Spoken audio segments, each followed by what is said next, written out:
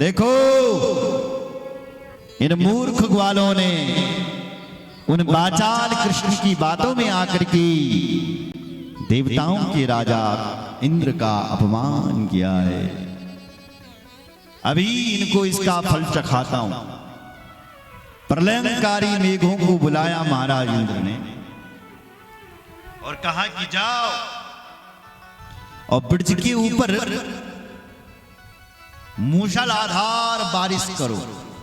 क्या था महाराज? प्रलयंकारी मेघ गए और भयंकर वर्षा होने लग गई है।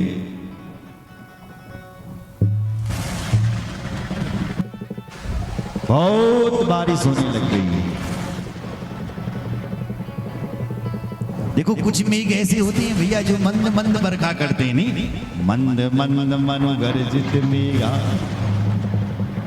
वो धीरे धीरे बारिश होती है जैसे इस यज्ञ में हुई धीरे धीरे बारिश।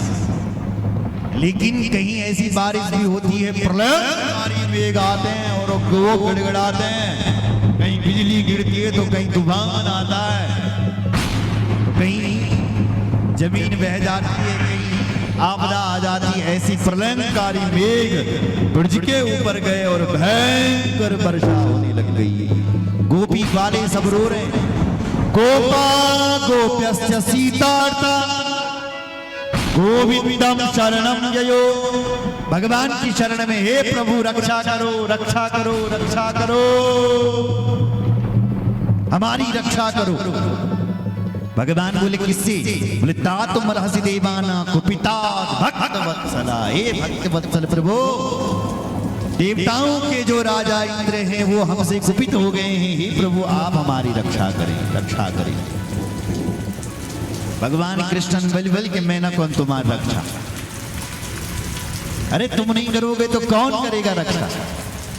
भगवान बोले जिस गोवर्धन नाथ ने अपनी पूजा करवाई है वही तुम्हारी रक्षा करेगा।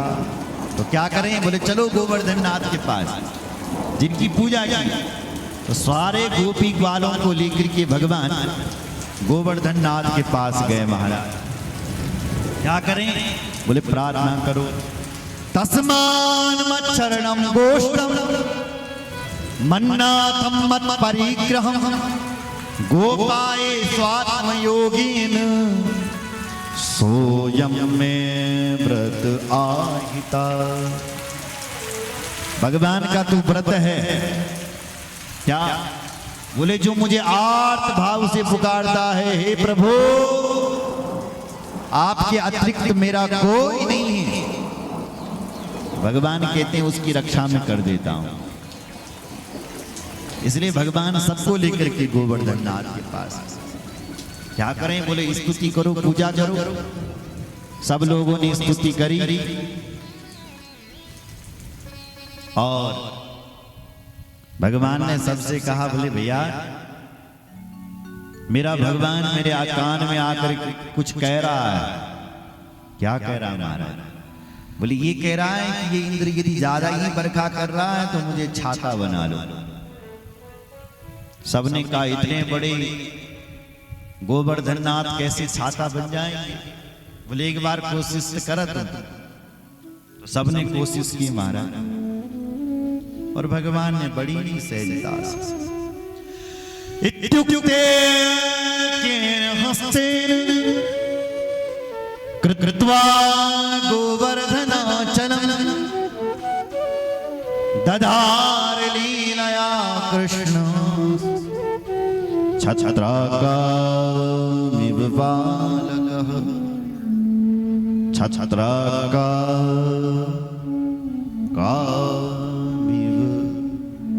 बालका। जैसे छोटे छोटे बच्चे बरसात में छाता उठाते हैं, क्यों? ऐसे ही भगवान ने 7 कोस के गोवर्धन को बड़ी सहजता से उठाए। इत्युक्ते केन हस्ते ने, एक हाथ से उठाया और 7 दिन और 7 रात्रि तक धारण करके रखा। गिरि को धारण करने से भगवान का नाम गिरधारी हो गया। बोलो गिरधारी भगवान की। यहां तो लिखा है कि भगवान ने एक हाथ से उठाया, लेकिन महापुरुषों ने कहा भगवान को एक हाथ से उठाने की जरूरत नहीं है। तो बोले भगवान ने एक कनिष्ठिका से उठाया भैया, करुंगली से, एक करुंगली से उस गोवर्धन नाथ को। सारे ब्रजवासी कोई डंडा लेकर के लगा है तो कोई कंधा लेकर के लगा है।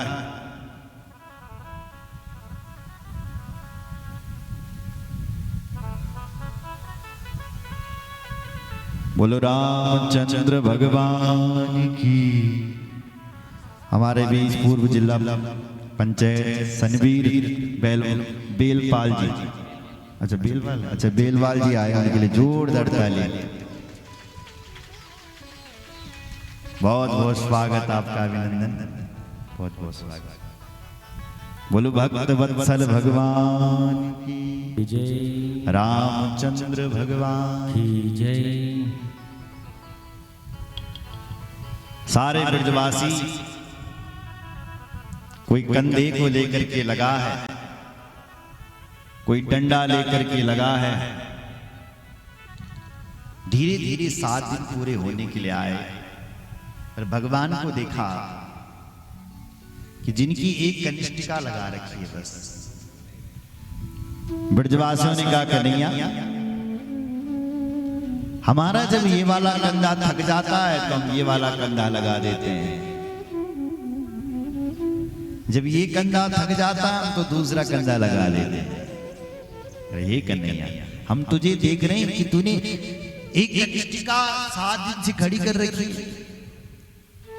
एक उंगली खड़ी कर रखी, तेरी इस उंगली में दर्द नहीं हुआ क्या?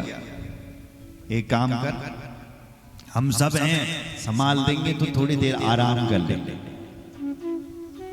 भगवान बोले मेरे बिना तुम सब संभाल लोगे? तो ब्रजवासियों ने कहा क्या कन्हैया, तेरी उंगली पर सारा पहाड़ धरा है क्या? निकाल अपनी उंगली।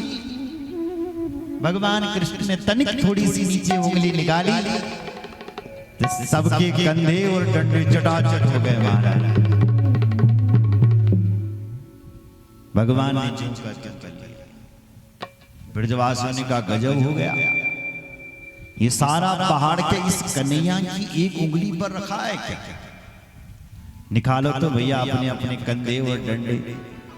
सबने अपने अपने कंधे और डंडे निकाले, पहाड़ जहां के तहां एक उंगली पर।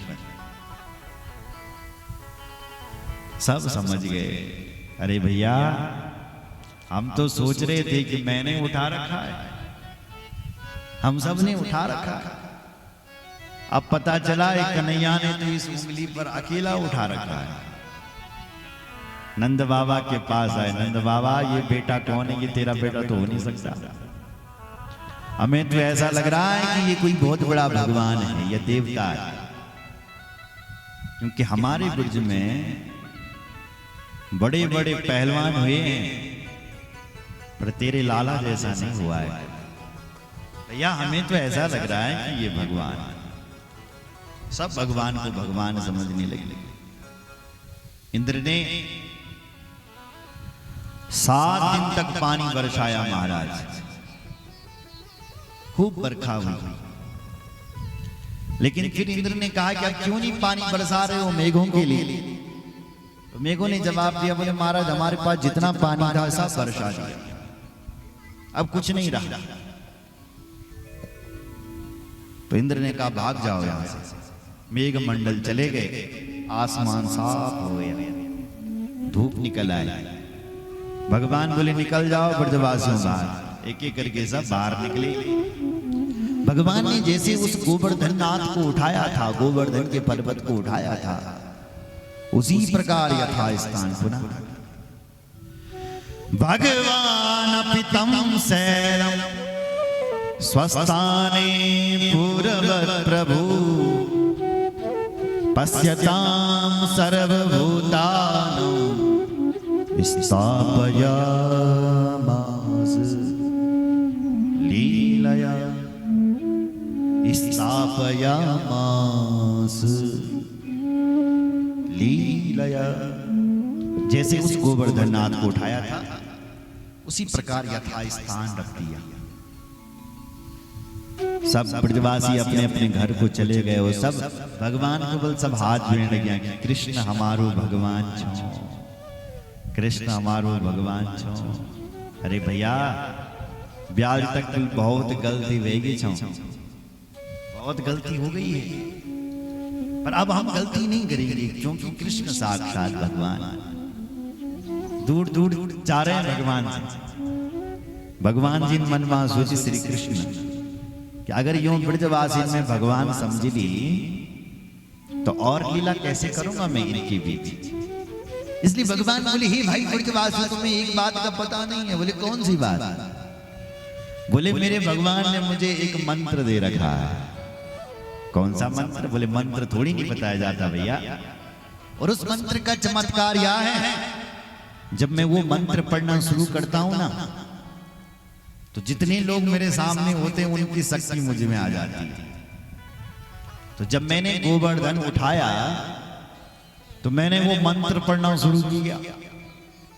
उस मंत्र के प्रताप से तुम सबकी शक्ति मुझ में आ गई और मैंने अकेले ने गोवर्धन उठा लिया। मधुमंगल बोला तभी तो मैं कह रहा था किस कन्हैया को मैंने कभी लत्ती में हराया था, कभी कबड्डी में गिराया था।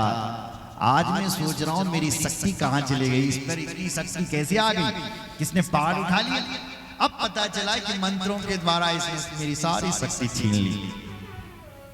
तो भगवान ने ये बात सब कुछ जमा दी।